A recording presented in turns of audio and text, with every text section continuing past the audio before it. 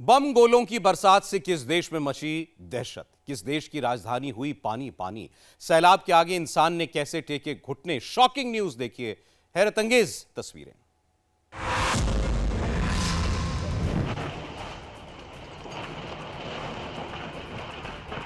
धमाका ऐसा लगा बम फट गया हो। धमाके के साथ मलबा कई फीट तक ऊपर उड़ गया। धुएं का गुबार आसमान छूने लगा। चारों तरफ आग की लपटें निकलने लगी। ये कोई बम विस्फोट नहीं है, ये भयानक विस्फोट हुआ है गैस पाइपलाइन में।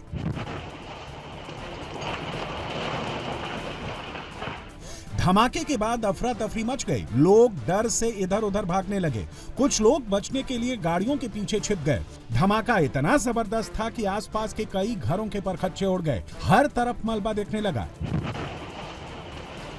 ये जोरदार धमाका हुआ अमेरिका के सैन फ्रांसिस्को में। पूरी घटना सामने के मकान में लगे डोरबेल कैमरे में रिकॉर्ड हुई। सड़क मरम्मत के दौरान अंडरग्राउंड गैस पाइपलाइन गलती से टूट गई। उसमें गैस रिसाव होने लगा। पाइपलाइन को ठीक करने के लिए गैस को रोका गया और तभी ये धमाका हो गया। हादसे में 6 लोग घायल हुए, जिन्हें तुरंत अस्पताल पहुंचाया गया। तोपों से गोले बरसाए जा रहे हैं। आसमान से ताबड़तोड़ अटैक।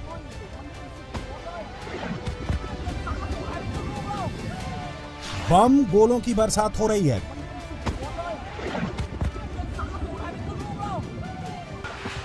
थाईलैंड और कंबोडिया के बीच सीमा पर जंग जारी है। दोनों देशों के बीच युद्ध भयंकर हो रहा है। कंबोडिया सेना किसी भी सूरत में पीछे नहीं हटने वाली, इसलिए BM-21 ग्रैड सिस्टम का इस्तेमाल कर रही है।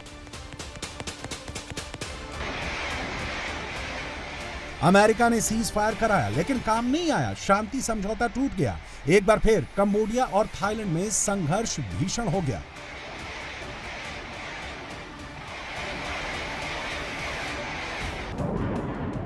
कंबोडिया ने तोपखाने और मोर्टार से कई चौकियों पर हमला किया, जिसके जवाब में थाई सेना ने भी उसी तरह के भारी हथियारों का इस्तेमाल किया और दुश्मन के ट्रकों को नष्ट कर दिया।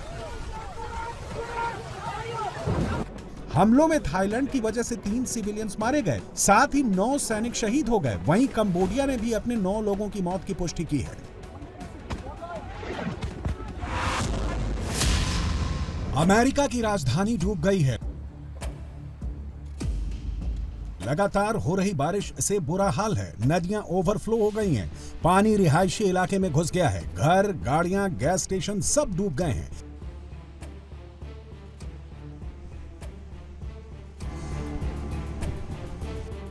जानवरों की जान मुसीबत में पड़ गई है। जगह जगह सड़कें दरिया में तब्दील हो गई है।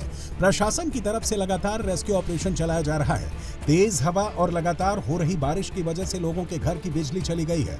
प्रशासन के आदेश के बाद स्कूलों को बंद कर दिया गया है। अमेरिका की राजधानी वॉशिंगटन में इमरजेंसी लागू कर दी गई है। प्रशासन का कहना है कि पहले कभी इतनी भीषण बाढ़ नहीं आई। अब तक 78,000 लोगों को सुरक्षित स्थानों पर पहुंचाया जा चुका है।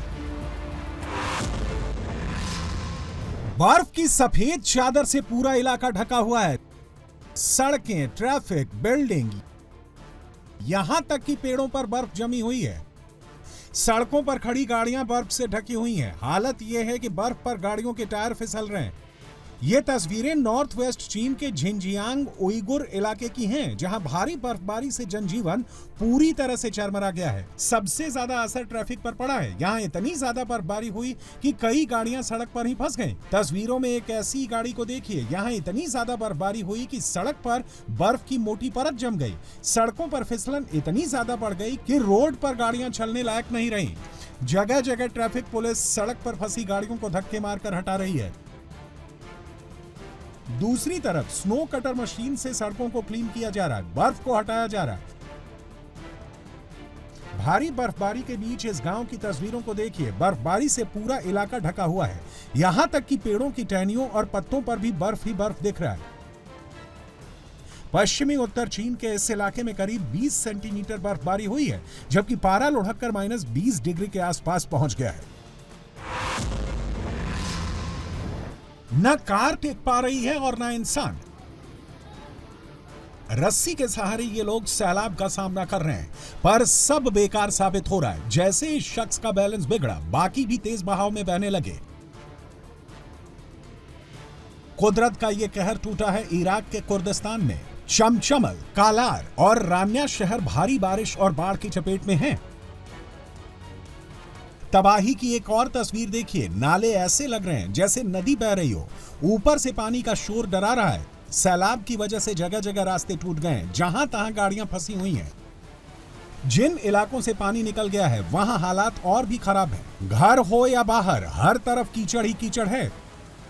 किसी किसी इलाके में तो घुटने तक कीचड़ भरा है, जिसने लोगों की मुश्किलें बढ़ा दी हैं।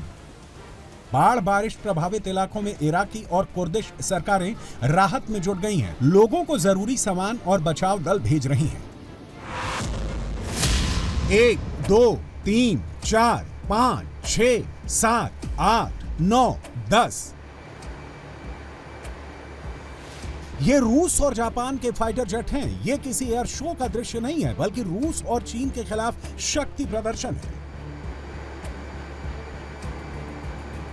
दरअसल रूस और चीन ने मिलकर जापान के एयर स्पेस के पास ज्वाइंट पेट्रोलिंग की थी, जिससे जापान नाराज हो गया था। जापान ने भी अमेरिका के साथ मिलकर रूस और चीन को जवाब दे दिया। इस शक्ति प्रदर्शन में अमेरिका के 2 B-52 बॉम्बर विमान और जापान के F-35 और F-15 फाइटर एयरक्राफ्ट शामिल हुए। चीन के विदेश मंत्रालय ने कहा कि इस बात को बढ़ाने की जरूरत नहीं है। जो कुछ हुआ वो रूस और चीन का वार्षिक कार्यक्रम था। जापान ने चीन को जवाब देते हुए कहा कि इस एयर ड्रिल का उद्देश्य हमारी क्षेत्रीय सुरक्षा को खतरे में डालने वालों को जवाब देना था।